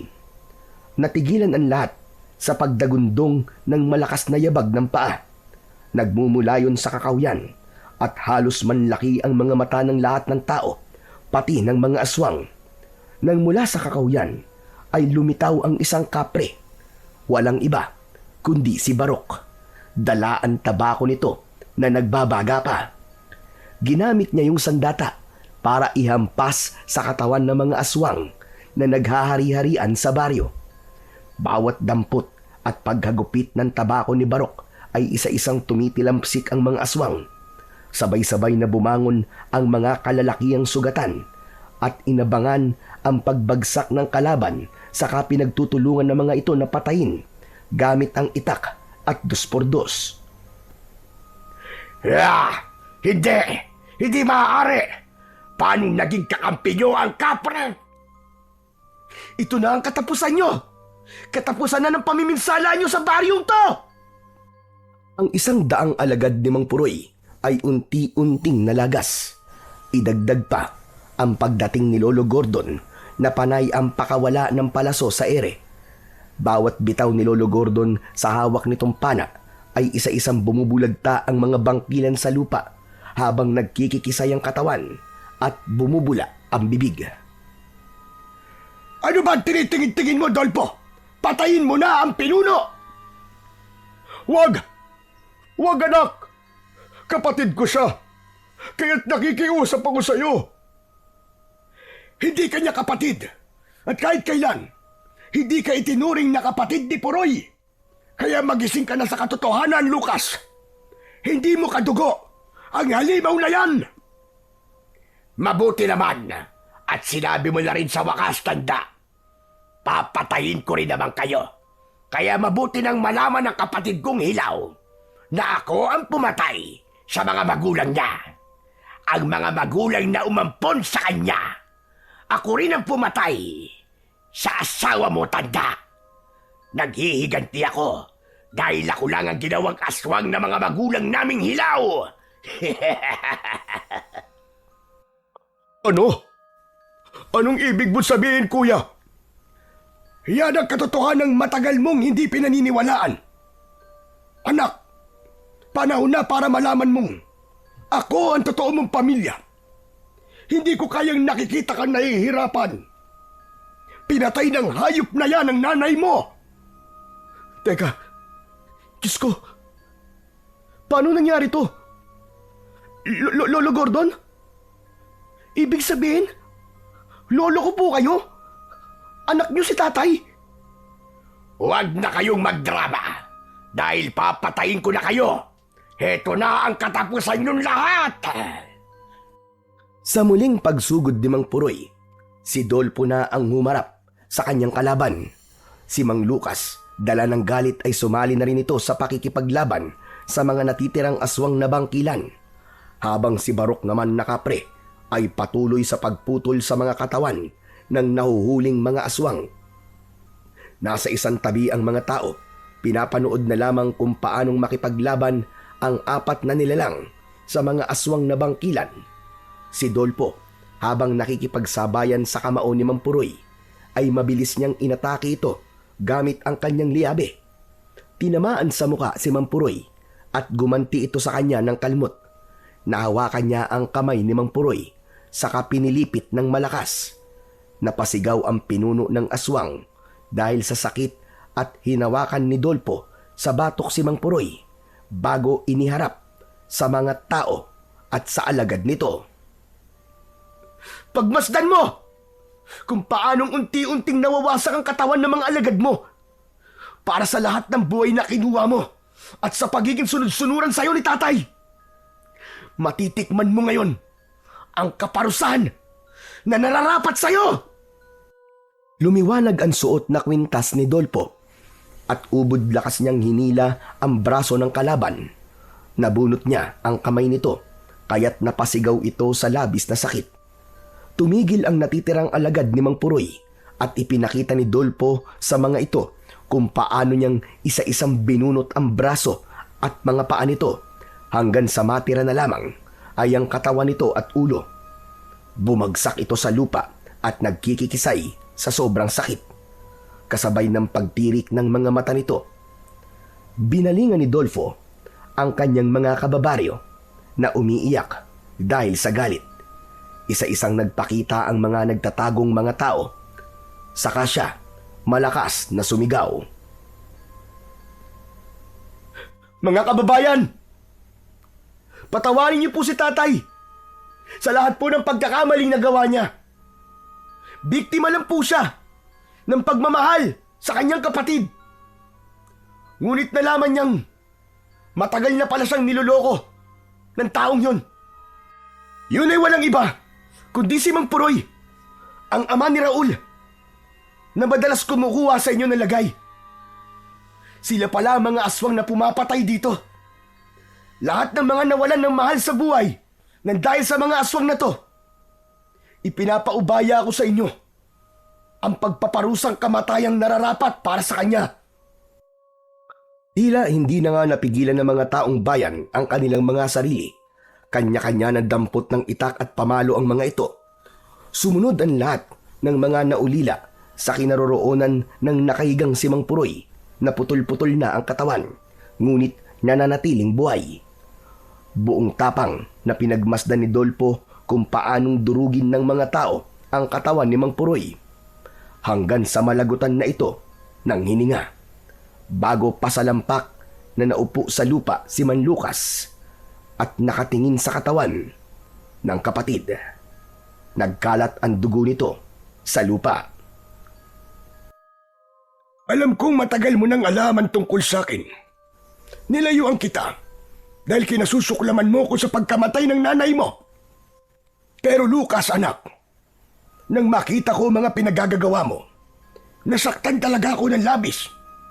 Bakit ka umantong sa ganon? Bakit naging sunod-sunuran ka sa aswang mong kapatid? Bakit niyo po ako inayaang mabuhay sa piling ng ibang tao? Nang muli kayo nagpakita, ang buong akala ko ay hindi niyo na ako kailangan. Akala ko po ay niloloko lamang ninyo ako. Naging duwag ako at hindi naniwala sa inyo. Naging mabuting kapatid sa akin noon si Kuya Puroy at hindi ko akalaing aabot sa ganito ang kasamaan niya. Nakahanda po kong panagutan ang mga pagkakamali ko. Si Lolo Gordon po. Siya ang totoo nating pamilya, tay. Ang totoong pamilya mo. Kaya wag na po kayo malungkot. Dahil ang kamatayan lang po ni Tiyo Puroy ang paraan para matigil ang pagpatay ng mga aswang sa mga tao. Patawarin niyo rin po ko, tay. Sa lahat po ng mga nasabi ko sa inyo. Wala kang kasalanan, anak. Ipinagmamalaki kita sa lahat na hindi ka pumanig sa kasamaan at naging matapang sa pagharap sa mga aswang na may sariling paninindigan. Niyakap ni Dolfo ang nakaupong ama at inilalayan sa tabi ni Lolo Gordon.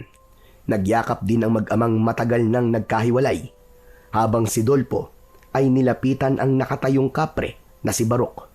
Dumampot ito ng sulo at sinindihan ang baga ng tabako nito na namatay. Habang ang mga tao ay tahimik at magkakatabing nakatingin lang sa kapre. Bakas ang takot sa mga mata ng mga tao, ngunit dahil sa pagtulong sa kanila ni Barok, nagawa nilang talunin ang maraming aswang na bangkilan. Kaya lang, may kasalanan pa rin siya sa kapre. Nagsimulang humithit ng tabako ang kapre habang nakatingin sa nagkalat na katawan ng mga aswang sa lupa. Halos matakluban ng makapal na usok ng tabako ang muka ni Barok bago ito ngumisi sa kanya. Nakatingin ito sa suot na kwintas ni Dolpo at ng liyabe na nasa kamay ng binata. Kaibigang kapre, Barok, maraming salamat sa tulong mo, ah. Ayos ka. Ako ang dapat na magpasalamat sa iyo, Dolfo. Gumawa ka ng kabutihan at matapang mong nilabanan ng mga aswang na bangkilan. Ipinamulat mo sa akin ang aking kapabayaan. Kaya naman, nang dahil sa sinabi mo, natuto akong lumaban. Kaya ikaw pa ang nakatulong sa akin. O paano, kaibigang Barok? Kukunin mo na ba sa akin ang ngipin mo? Bakit ko naman kukunin yan? Hindi ko na maibabalik pa yan sa bibig ko. Alam mo, nang marinig ko ang sinabi mo, habang kinukuha mo ang ngipin ko, hindi na kita inabol. Kung tutusin, kaya kitang patayin ng oras na yun. Pero hindi ko ginawa dahil natauhan ako sa mga sinabi mo.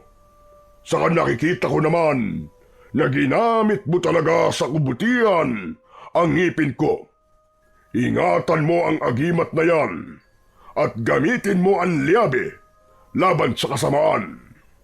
Tsaka oo nga pala, salamat dahil natanggal din ang ngipin na yan. Dahil masakit na yan eh. Nahihirapan na ako, kaya nagpapasalamat ako sa'yo. dahil wala na ang sumasakit kong ngipin. Palabiro ka rin pala, Barok. Pero Barok, seryoso. Maraming salamat. Ayos na ayos ka. Wala yun. Sige na. Sindihan mo nga itong tabako ko. Ang dami mo kasing sinabi na wala tuloy ang baga. Napapangiting dinampot ni Dolfo ang sulo sa lupa at sinindihan ang hawak na tabako ng kapre. Nagpapasalamat ito sa kahinaplos ang kanyang ulo. Barok, saan ka ba bumibili ng tabako? Ginagawa ko lang ito. Paraan ko lang ito para magmukha ako nakakatakot sa mga mata ng mga taong walang tigil sa pangangaso sa kagubatan.